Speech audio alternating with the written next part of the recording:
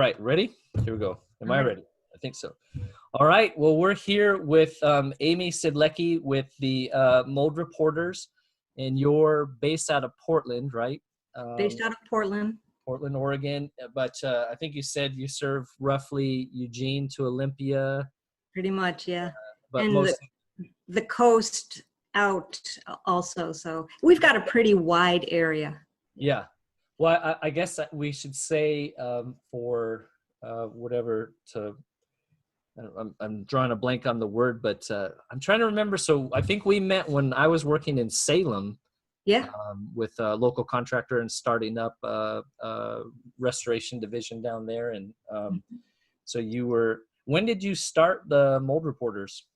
2002. 2002? Yeah. It's a while ago. I want to say, I think I had moved, it had to have been 2004 or something like that. So you had been doing it for a while, and yeah. Well, hey, back then I was like the experienced one in town. Yeah.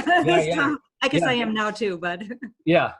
Well, and that's so I always love asking this question. I think I knew this answer, but it doesn't come to mind. But so young Amy's in high school and she's dreaming about becoming an industrial hygienist and testing homes and businesses for mold. Is that Correction. I dreamed about crawling through crawl spaces Yeah, and yeah. PPE and rat dung. That's what I was dreaming when I was a little kid. No, I wanted to be a ballerina, of course, but that career went out. No, you don't think about that when you're a little kid. Yeah. My background's in engineering and then building sciences and building and renovations, not remediation, but building and renovation. So that's kind of how we got into it, falling into it, seeing a need. Once building practices changed in the 90s and houses became more airtight and the building materials maybe were less conducive to not growing mold. So lead paint was out, asbestos was out. Those things were all, really good for controlling mold. So anyway, we saw a need and one thing led to another and I pursued the mold business actually. Yeah. Well, so 2002, had you been doing industrial hygiene prior to that, or what kind of? So actually, I came from Chicago to Portland at that time, and came to Portland. So in Chicago, we were doing, I was doing building sciences, engineering, and then some real estate and renovation background. When I moved to Portland, I was pretty much going to semi-retire, and we were just going to do rehabs, so redo buildings and renovations and flipping or saving for investment. So sort of semi-retirement. But that didn't work really well with me. I wound up getting involved in this business out of need because at the time, there really was nobody doing evaluations. And as I said, early 2000s, really the mold was peaking in terms of starting to appear abnormally. So you get to the point where there's a need and there's really nobody taking care of the problems. There were very few remediators. Yeah. Virtually no consultants, which I am a consultant, I'm not a remediator. Right. And so I just started studying it just for our own buildings and figuring out what to do, and then decided to go into business, and the rest is history 18 years later. So well, it's funny that you mentioned that because I think, let's see, I grew up, like you mentioned, around construction, but I had never heard of property restoration, water and fire damage. And I remember growing up, like I had a friend that had mold that would grow on a wall, near a window, but his mom would just bleach it, and that seemed normal, right? And then I answered an ad for carpet cleaning for a service master in California. I think that's got to be around 2001, 2002. And that's what they said, we're starting this mold remediation division and you'd be good for that. And I said, yeah, that'd be great. And so kind of, same, we were researching best practices and kind of learning on the go. And in California, that's where a lot of the lawsuits and things were happening. So, and back then it was covered. And really foremost, California's really led the trail. Yeah. It was one of the leaders on best practices and Yep. certification and so on. Yeah. Well, let's see. It wasn't initially when I first moved up. I told people I was assistant manager for a mold remediation division. People, I they didn't know what it was. what is that? And so, because in the Northwest, it's a lot more humid, a lot more, and I know we did a lot of crawl spaces and attics and those kinds of things. And, to some degree, people only get concerned about that when they're selling or buying, right? My Yeah, wife's a realtor now, and it still comes up, and becomes a negotiating piece. But when it was covered, it was, some of the saying was mold is gold, but right. I hate that saying, but yeah. well, and the reality is when insurance companies paying for it, everybody's concerned about it. It's getting taken care of. And then when insurance isn't paying for it, all of a sudden people aren't as concerned, So, but yeah, I remember when we met, you wrote the most detailed reports and very thorough, and then gave clients really good advice on how to, properly. It's such a tricky thing because if you don't take care of the, where it came from and the house afterwards, then, the remediation can be a waste, because then it's going Exactly. to come back. Exactly. So, and I think that was when, especially when we came up here, because in California, so much stuff is slab on grade, so you don't have as much of the crawl space. And Yeah. then that becomes a The component. stack effect and Yep. yep. Yep. So that was a whole new learning curve. Well, so our primary audience is property restoration contractors. I've learned a ton from you, as far as your reports go and advice that you've given over the years and those kinds of things. So what do you see, as it relates to mold remediation? Maybe that's homeowners, property managers, building owners, and then remediation contractors, some of the key things that can really set a good remediation project apart. Oh, do you have all day? Yeah. What, how much time do we have here? Take as much time as you want. Yeah. Or Well, we can make a whole series. Yeah. you know what? I think I'd like to touch on the remediation contractors, what they can do, because you have the expectation of the homeowner. And I think who to talk about is the homeowner or the property owner and the remediation contractor. The others that you mentioned, they're sort of ancillary, except maybe property managers, which in a sense step into that homeowner space. I have some concerns about real estate agents specifically trying to manage these projects. And it becomes a problem because their best interest isn't always in having the job done to the best of their ability. It's get it done quick. Let me get my commission. I'm out of here. And Yeah. so I'm going to leave. That can be another meeting altogether. But Yep. So as far as the homeowner's expectation is to have a clean house when the remediation is done. Yeah. The contractor, of course, their job is to do the remediation. My function as a consultant typically is we would come in, determine what the problem is, what's the scope of the problem, and what needs to be done in terms of correcting the issue. So as you touched on at the intro, that would be, determining what the source of moisture is the moisture gone? Are there repairs that need to be done there? And then what type of remediation is best suited for the situation? Right. So that is separate from the remediation contractor, who generally should follow that protocol that we set forth. We as a consultant, they should follow that protocol. Now, I don't know if this is a wider audience that we're talking to here, but specifically in Oregon and Washington, there aren't regulations. So very, very, very small regulation on as far as mold goes. So there's a lot of contractors who are, for lack of a better word, using snake oil. Sure. And using the easiest, cheapest way out. And their goal is competitive pricing, instead of the better contractors would be showing their customer that they're doing best practice that would have the most longevity for the project. Yeah. So that being following a protocol. Well, I think, that gets a little tricky. It's almost like I'm not trying to pick on Walmart. I'm not a Walmart detractor, but a lot of people complain about Walmart, right? It's low prices and questionable how well they treat their people and everything. Although right now they're keeping a lot of people employed and those kinds of things. But people want to complain about it. And like you said, the client's a part of that equation, right? Because if the client wants just the cheapest, quickest option, unfortunately there's, our stance was usually, well, we're not your contractor then. That's not right, what we're going to right. sell. Oh, and a lot of them won't walk away. But Yeah. here's what I think is most important, what I would say to contractors out there. So Yeah. notwithstanding method, do the job right the Yeah. first time.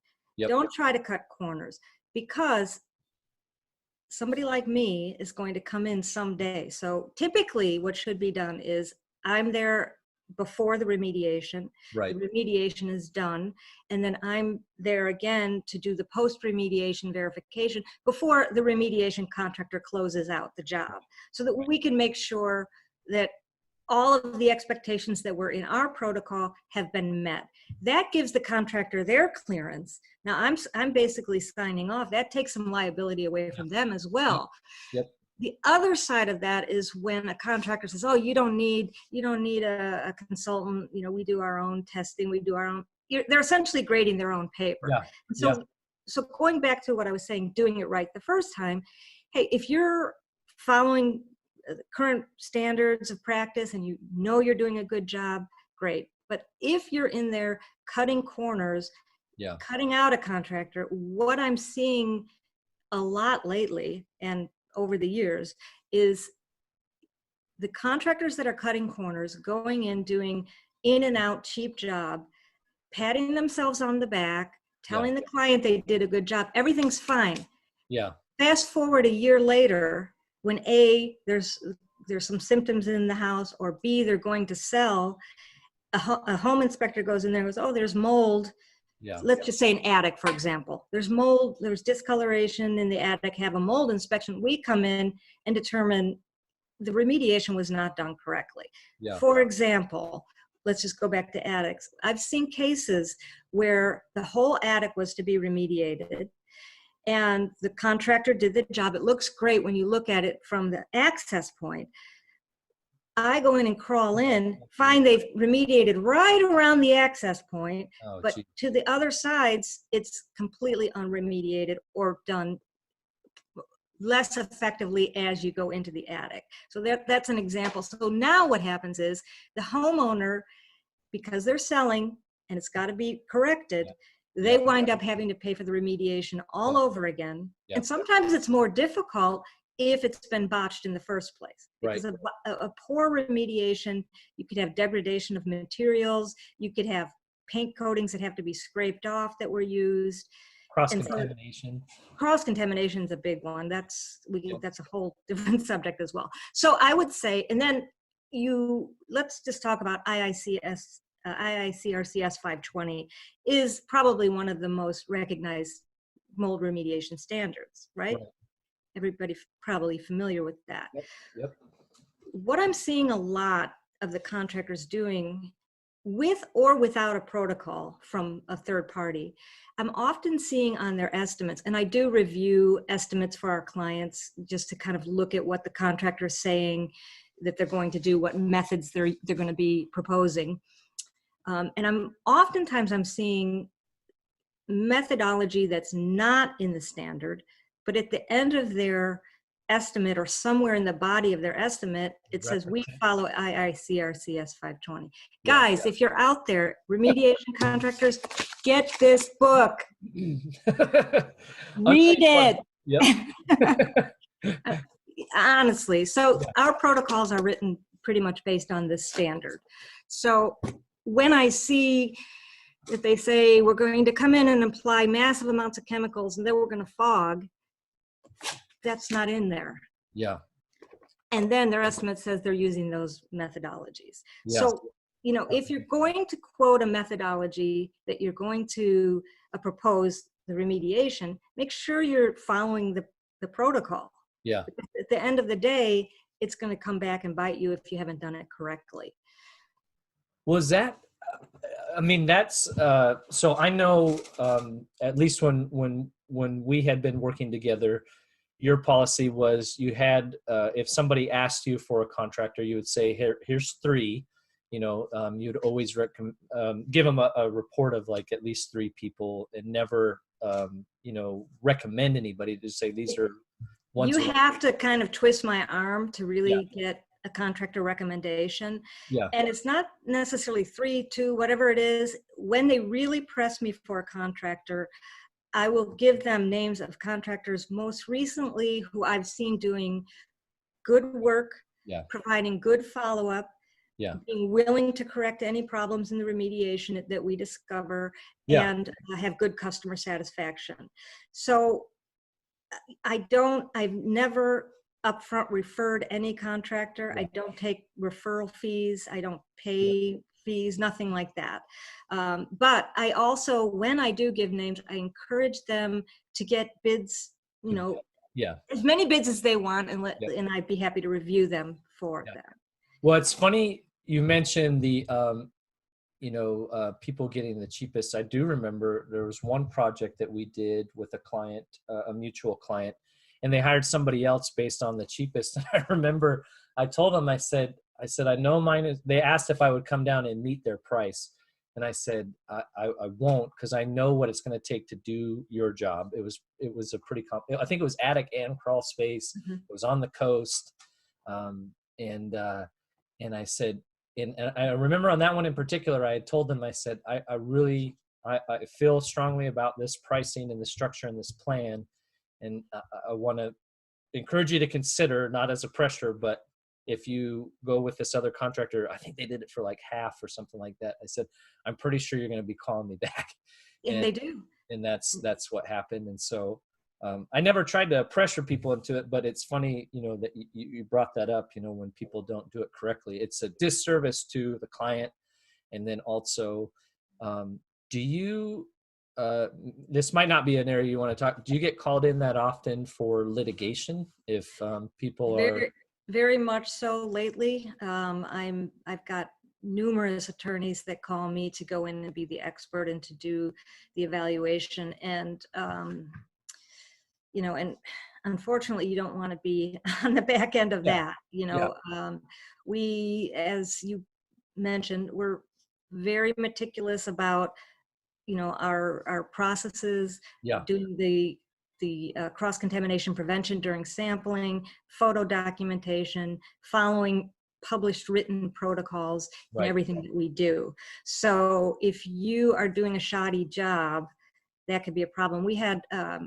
I've had cases where remediations were done where complete rescissions of houses have been uh, obtained by homeowners after buying when oh, somebody told them it was done correctly. I've seen real estate people lose their license temporarily oh, wow, because of making claims and changing, I don't want to just, there's a lot of reasons. Just do the job right. Keep your bookkeeping and your records keeping in shape, yeah, and you shouldn't have a problem. And it shouldn't be a problem if a consultant, whether me or anybody else, is saying, here's the protocol.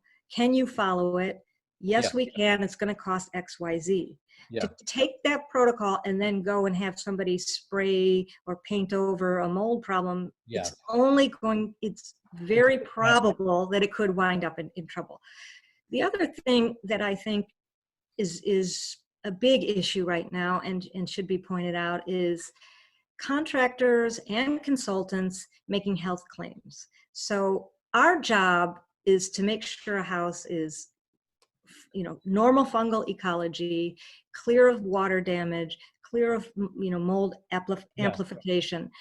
And it's not to tell somebody, oh, you won't be sick in the house, or, oh, you are sick in the house because you have this mold. And so many are crossing that line. Unless you have an MD after your name, yeah, your job is just to evaluate the home. And yes, we get calls all the time from people because they're having symptoms.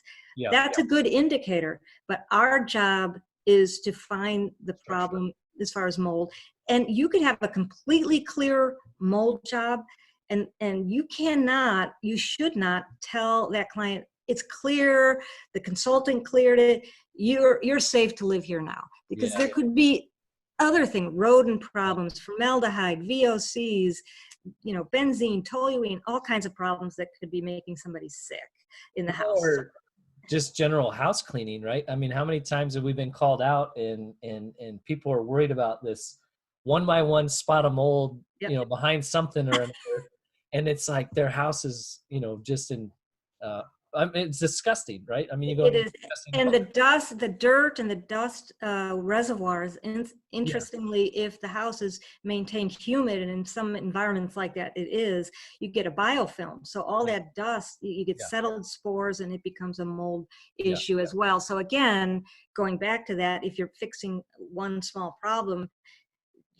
but you could still find contractors making health claims. And I've seen contractors tell people, oh, that's just conversely, oh, that's just a little spot of mold. That's no problem at all. You can't be having health problems from that. oh geez, Most recently, I had a mold sensitive client, according to her physician. Um, Contractor told her exactly that. Turned out later, this was a townhouse. Between the two units, the entire wall was completely rotted. I mean, oh it was a major, it's like pretty much completely opening up between the two townhouses is a yeah, total remediation.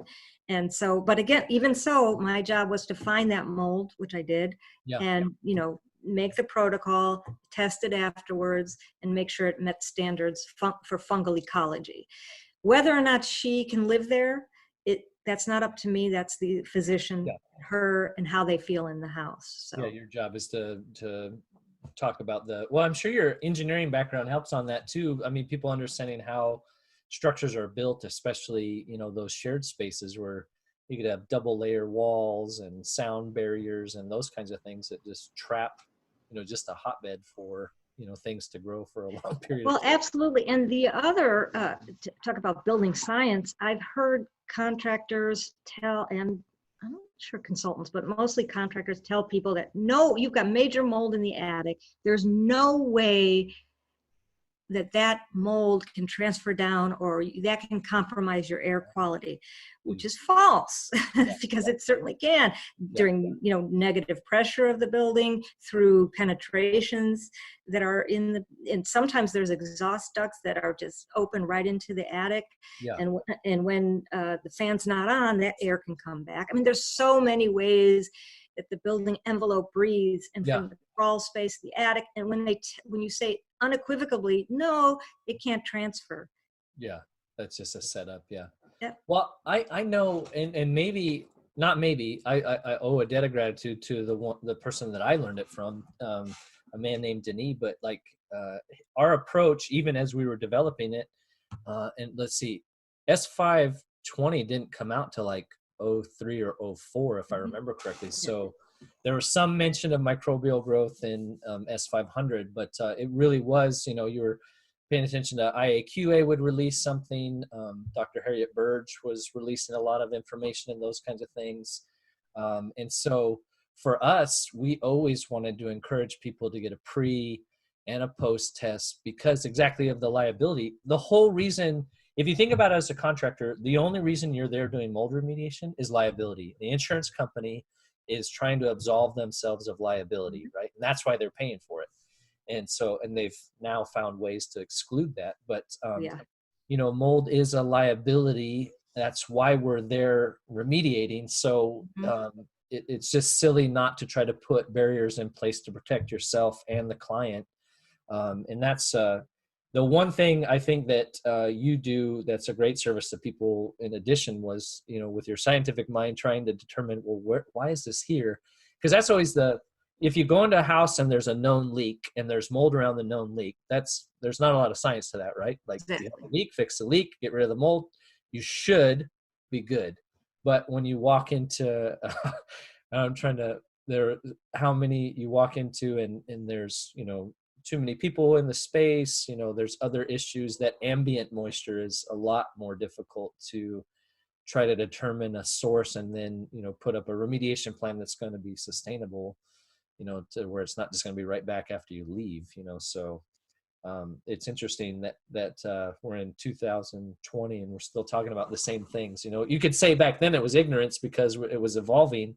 Now the information is there, and like you said, the S520, to where there's not really an excuse to underperform. And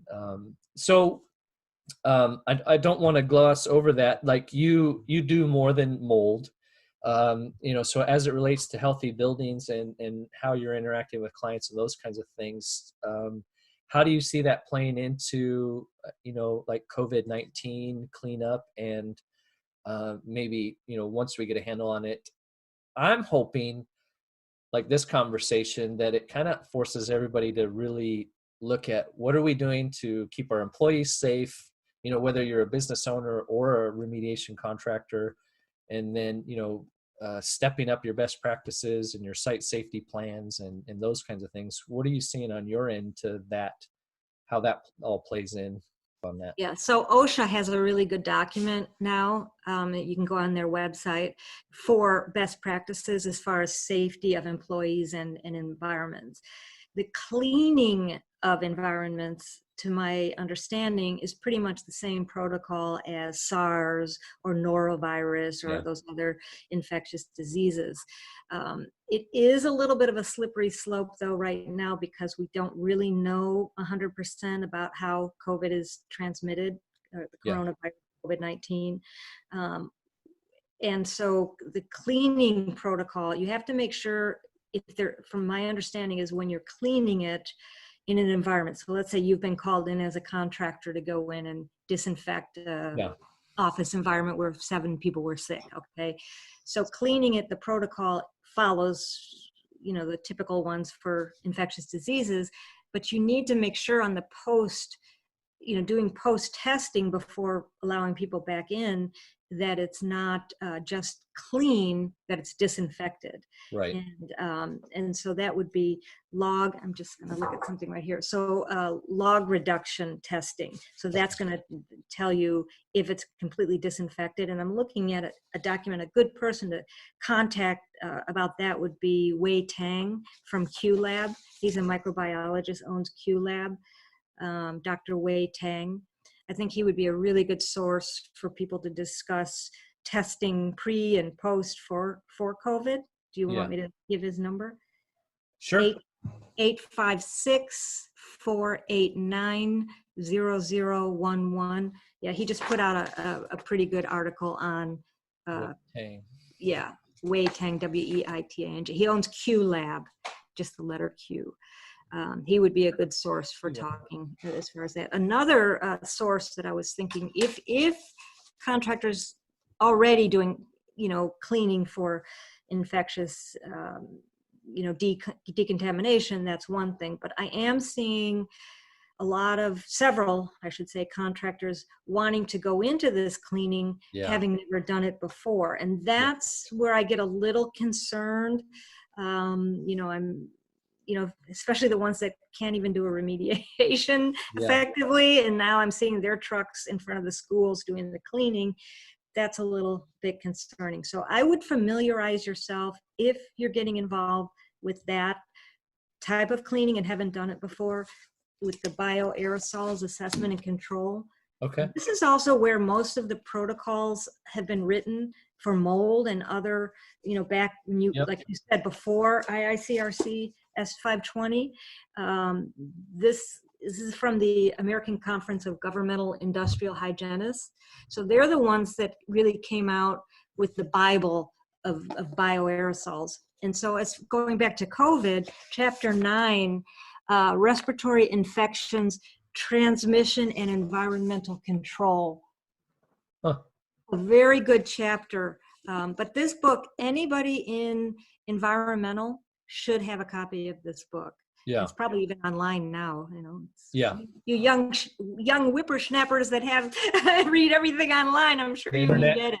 So you're reading, as I said, I have reading homework for your viewers. Yep.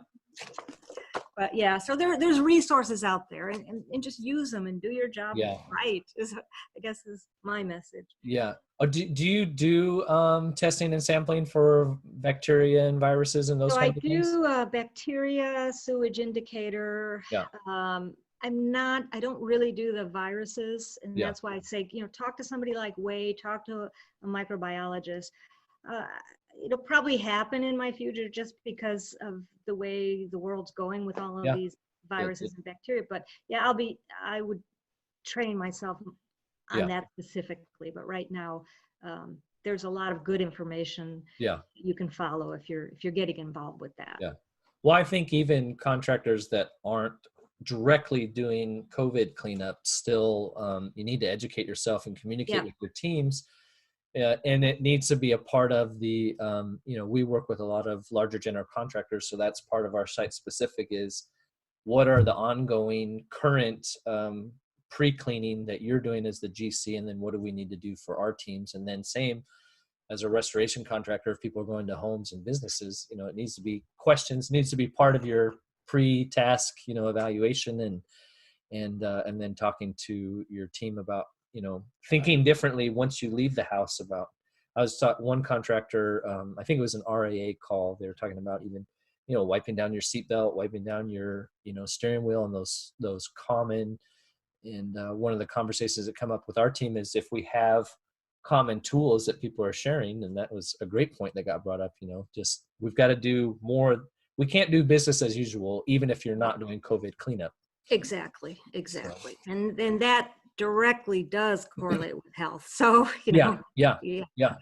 Well, just for do so it. long in the construction industry, we call it the site-specific health and safety plan, and it's just more of a generic boilerplate, Mm-hmm. whereas, hopefully that's one of the positive things that comes out where we get back into, okay, site specifically, what are our points of, if we think it's airborne or we're pretty sure it's airborne and we know that it's droplets on touch points, then how do we minimize, and you got like porta potties and common areas that are unavoidable. So Yeah, how do we deal with those? So, um, and what? PPE. Yeah. Well, which and I then, don't know what we're gonna do. The government wants you to give it all away, and I don't know yeah, what you guys are gonna do without it. But anyway, yeah, there's some conversations about, reusables and those kinds of things. I'm a little bit surprised that there's so many contractors reliant on N95s, yeah, yeah. we've, I don't even wear an N95. I wear a full VOC yeah, respirator when I do my work. But yeah. yeah, it's pretty funny when I go in the grocery store and that though these days. And you take a full face? No, I'm just joking, but Oh, yeah. yeah. Our guys It are might come taking, to that. yeah, yeah. Well, and that's, I mean, I think that was one conversation I had with a group of contractors is just, for forever, we've always told our teams, when I was doing restoration is we're a full face respirator regardless. Like if you're cutting drywall or doing a Yep. fire cleanup, and the pushback has been, well, it scares customers, and it's like, too bad, like I cut drywall day in and day out, and I'm breathing, I'm more exposed to it, and then that's also Yeah, yeah. set up a barrier wall just to quarantine off your work area anyway. And customers understand that. For me, I go in some very, very moldy places Yeah, because I'm in the front end, and if it's so bad, I will protect myself and yeah, explain to them I'm exposed to this stuff every day, so on I the really daily. have Yep, to protect myself. yep. It's Well, and I, even after doing remediation for years and years, the fiberglass still just, that I'll cough fiberglass for days, yep, and even not even disturbing it, like crack the opening open, and it's just, yeah. and I so, won't even open it without it. And yep, and not only the fiber, we're talking about attics, crawl spaces, yeah, but not only the fiberglass, but the pesticides, the yeah, rodenticides, the fecal matter. I mean, who knows? yeah, It's just better off. yeah, yep, yeah. That, yeah, you said rodent. That reminds me, we had a raccoon in a crawl space that had been there for a while. I don't remember if that was with you or not, but the customer, they finally figured out where the odor was coming from. It was just this bloated raccoon in a crawl space. So those are Yeah. always fun. Yeah, we do a lot of odor investigations. Interestingly, I get a lot of calls from people for odor investigations. Specifically, it's mold. I smell mold, and it's actually mouse urine. So a Oh, lot of people perceive the mouse urine as a musty odor. So, and sometimes refuse to believe that because they have droppings everywhere and the rodents are everywhere, that that's causing issues for their air quality. And it really does. So yeah, we do a lot of that, and quaternary cleaning, yeah, again, that cleaning process is also good for the viruses, right. so because that's what it is, it's disinfection. So Yeah. so we recommend that when it's serious rodent problems. Yeah. Well, I'm speaking more out of my element, but they talk about the envelope and non-envelope, and this is envelope. So if you break that, it's technically easier to kill. But it's funny. I mean, we'll wrap up. I don't want to steal too much more of your time. I was walking into a store the other day. Somebody had gloves and a mask on, and they pull the mask down and they're scratching their face and then pull the mask back up. It's just like, well, you know, That's what the CDC and WHO are saying right yeah, now, why sometimes having a mask is more dangerous, yeah, because people have this sense of yeah, safety and don't realize yeah. because I we think can't it was my cousin might have said, one of the best remedies to keep your hands off your face is 2 glasses of wine, one in each hand, and then you can't. you So, go or we're in the Northwest, so you got craft beer and craft beer or spirits. So coffee if you don't drink a couple good there you go. espressos, Yeah, or energy drinks or whatever. Yeah. So then those are easy another on the fun. energy Yeah, drinks. yeah. I figured you'd say that. Well, any closing comments, then, Amy? Thank you so much for sharing your time, and hopefully this can be the first of many. You had touched on some other topics. Any other closing comments? Just if you do your job right Yeah, and you're willing to cure any defects in your remediation process, you're going to really yeah. do well. You're going to be a good source for people. So Well, and that was what I wanted to bring up. You brought that up earlier. Is it's not like you never make mistakes, but being able to amend them and trying to make sure that they're not yeah, like just gross negligence, but things get missed or the samples are a little higher than they should be. And well, that's something too. So what I really think is effective is when we as a consultant go on a post remediation verification, yeah, it's very helpful if the remediator can be there, or at least the main contractor yeah, person who can correct any small issue. Sometimes when we're out there, it's a very small issue. The yeah, homeowner's there. If the contractor's there, I can say, look, here's what we found. It's a small issue. If the contractor's there and agree, they can go in and fix that problem. yeah, Otherwise, I've got to go back, write the report saying it failed in this area right, because that was not done yet. So yeah, always have a representative of yours there on a post remediation if you can. yeah, Um, yeah. yeah. Well, that's great. Well, thank you so much. Thank you for jumping on and for all Thanks your for help over having the me. years. So Yeah. thank you. Thank you.